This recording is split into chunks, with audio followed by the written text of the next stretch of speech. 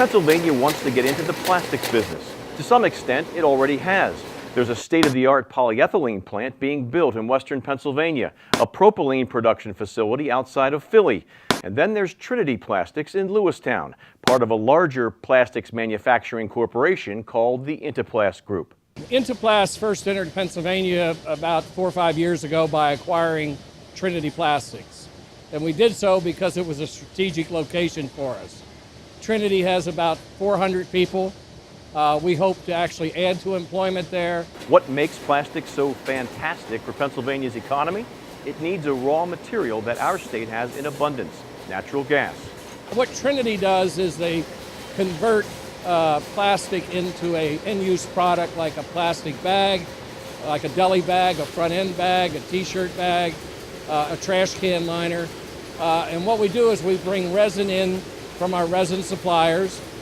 That goes into a silo here, which is then melted down in a conversion process to make a film.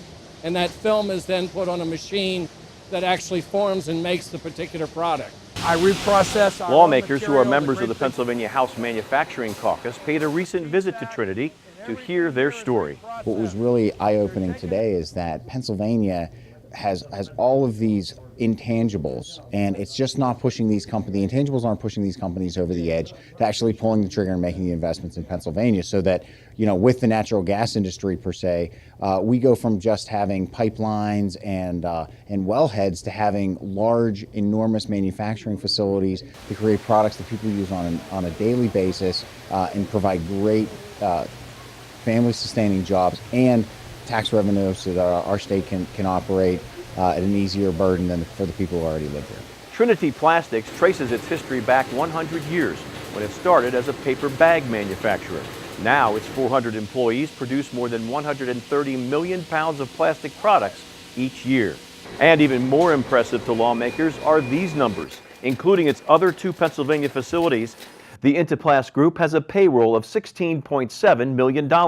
And pays more than $325,000 in property and franchise taxes. It is exactly the kind of job creator Pennsylvania lawmakers want to keep in and attract to our state. If you have a good workforce and you pay a good salary, obviously Pennsylvania could be a good spot. But a lot of it's going to depend on how the government responds in the future.